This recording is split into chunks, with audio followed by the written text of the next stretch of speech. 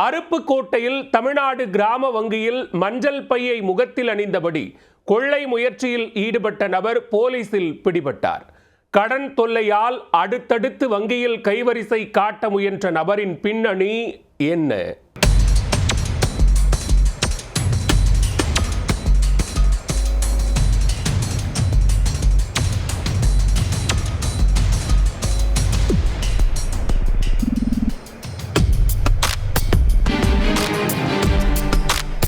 விருதுநகர் மாவட்டம் அருப்புக்கோட்டை தெற்கு தெரு பகுதியில் தமிழ்நாடு கிராம வங்கி செயல்பட்டு வருகிறது. இந்த கிராம வங்கியில் கடந்த ஞாயிறு விடுமுறையன்று ஆட்கள் நடமாட்டம் இன்றி வெறிச்சோடி கிடந்தது.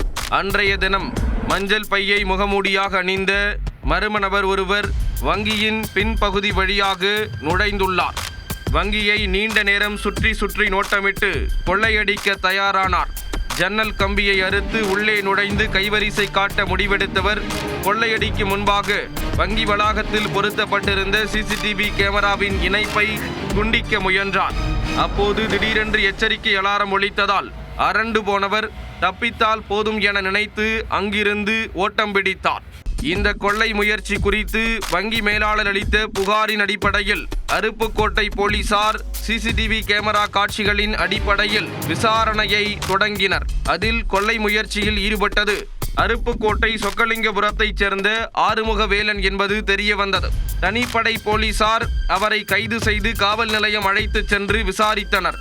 அதில் ஆறுமுகவேலன் வங்கிக்கு எதிரே உள்ள பிளெக்ஸ் பேனர் தயாரிக்கும் நிறுவனத்தில் வேலை பார்த்து வந்ததும் நிறைய கடன் பிரச்சனை இருந்ததால் வங்கியில் கொள்ளை முயற்சியில் ஈடுபட்டதும் அம்பலமானது. ஆறுமுகவேலன் வங்கியில் கொள்ளையடிக்க முயன்றது இது முதல் முயற்சி அல்ல. ஏற்கனவே கடந்த 6 ஆண்டுகளுக்கு முன் இதே வங்கியில் அவர் கொள்ளை முயற்சியில் ஈடுபட்டு கைதானதும் குறிப்பிடத்தக்கது.